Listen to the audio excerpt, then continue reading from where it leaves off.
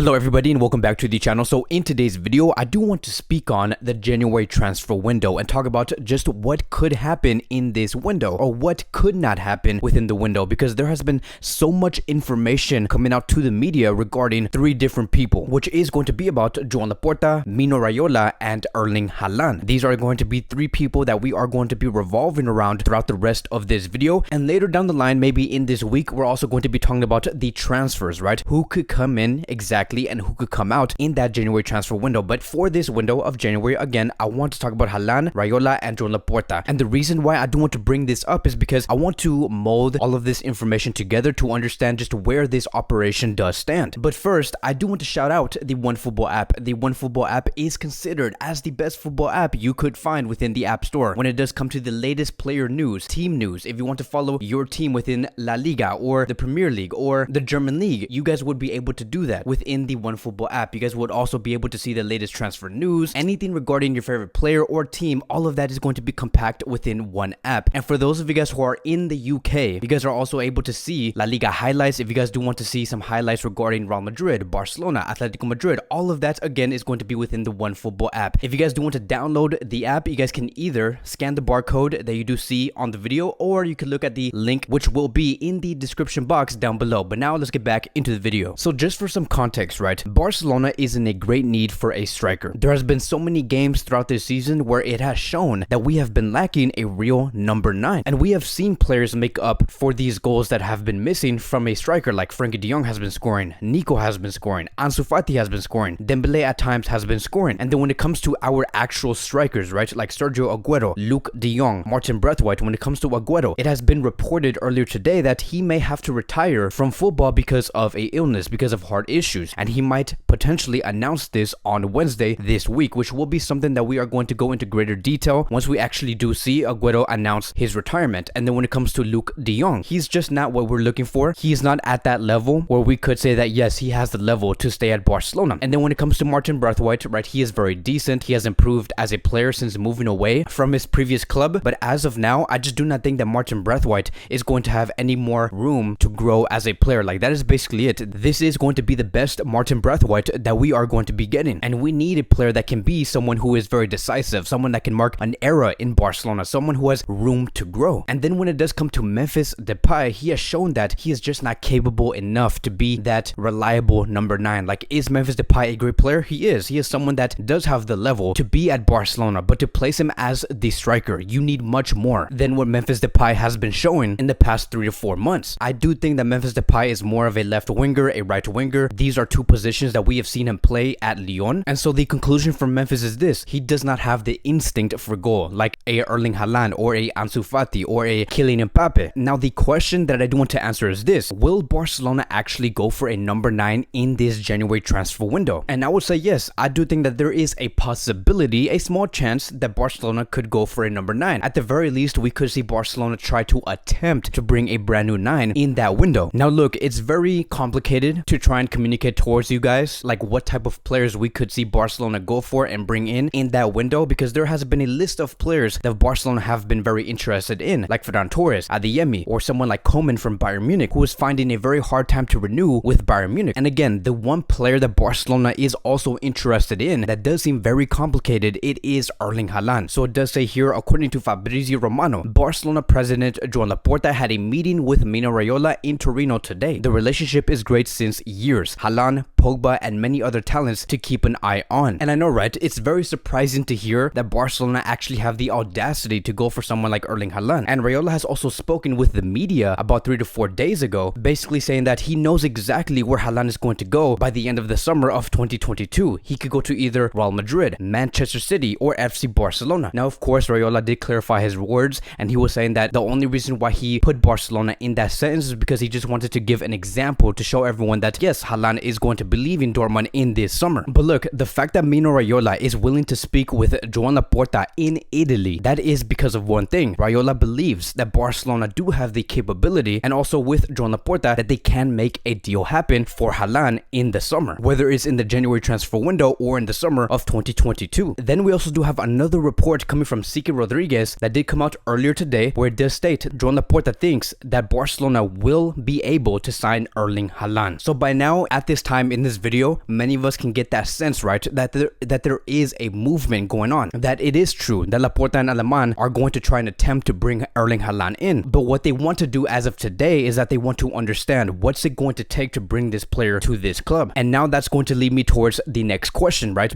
Because I know that many of you guys are going to be questioning, how can Barcelona actually think that they could bring Haaland in, especially knowing Barcelona's financial situation? So I'm going to break this down into 2 points. Point number one, Barcelona have generated some funds, right? Because we have seen Mino Raiola go to Man City, speak to one of the CEOs of that club, and the fact that they even went to that club to speak about Ferran Torres, it is because yes, Barcelona do have money to spend in this January transfer window. So maybe they could have around 40 to 55 million euros in order to spend, because like every club, Barcelona do generate revenue every month, and they have accumulated to the point where they could say that they could move for a player like Ferran Torres. So that should give us an idea on where Barcelona do stand financially. And then the second point is going to be this, the CVC deal, which is going to be another part of the story within this video. Just to give you guys again some context regarding the CVC deal, originally Barcelona, Real Madrid, Bilbao all rejected this CVC deal coming from La Liga. La Liga did say back in August and told all of the clubs in La Liga and said this, look, we have 2.3 billion euros to give towards you guys, and you guys can all split this, and in this way it would help you guys financially, but in return we want 10% of all of your revenues for 50 years. And as soon as Joan Laporta and Mino Raiola did hear this about this whole CVC deal, they said there is no way that we're going to give up 10% of our revenues for the next 50 years only because you're going to give us upfront cash. And it was reported that Barcelona was going to receive around 200 million euros, and we also did hear Javier Tebas, who is the president of La Liga, also state that if Barcelona were to accept this was back in August by the way, if Barcelona were to accept this, they would be able to retain Lionel Messi. But in the end, Barcelona did not want to do that because Joan Laporta believed that he wanted to put the club first before anyone else. So when it does come to that 200 million euros, it was said that the Spanish clubs would be able to spend 70% of those funds on infrastructure, 15% on the current debt that the club does owe, and then another 15% of that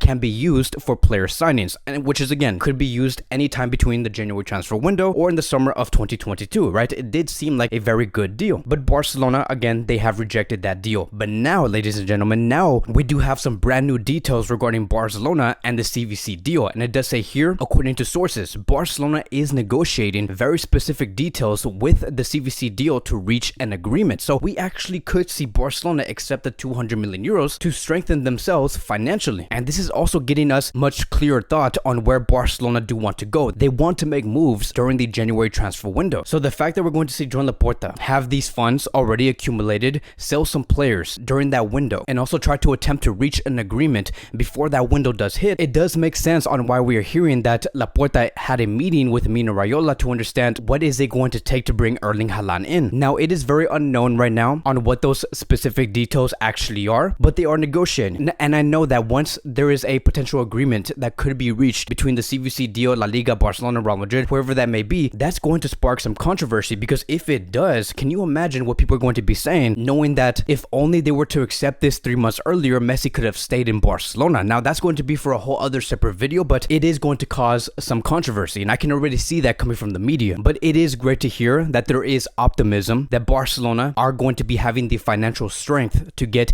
a deal done and to bring one of the future best players in the world into the Camp Nou. And that's going to lead me towards the last question. Should we get this deal done if Barcelona are going to attempt this in January or in the summer of 2022? And to be very honest, this is going to be my opinion. I understand that Barcelona may be financially stronger in about 2 or 3 months. Things are going to drastically change. Xavi also does want certain players within this club because there are players that are missing in order for him to give his best version of Barcelona. But here's what I would say. I think that it is way more realistic to bring Ferran Torres in January 2022, and then between the time frame of January and the summer of 2022, that should be a time frame where they should be accumulating more funds and then go for Haaland or Adeyemi in the summer of 2022. But as of now, when it comes to the January transfer window, I just do not see Haaland coming in immediately after the CVC deal. I just don't. It just takes so much negotiation, so much time to actually get a deal done like this. So I would say Ferran Torres first, because he is also already willing and has made it public coming from the media that he wants to come to this club, and then again try to attempt Haaland or Adeyemi in the summer, whether it's June, July, or August. That is going to be a deal that's going to look much more realistic down the line. So hopefully this does clear some things up regarding Haaland's situation situation, Barcelona's financial situation, what do Barcelona see in the Haaland operation, and what could we see during the January transfer window and the summer of 2022. It should be very exciting. It is so clear that Barcelona do need to be strengthened in certain areas. We have not even begun talking about how could we strengthen our defensive line. But all of that is going to be discussed in later videos later down this week. That is going to be wrapping up today's Barcelona daily news. Thank you guys so much for watching. If you guys are new here, welcome to the channel. Please like, subscribe, comment, and I will see you guys in the next video.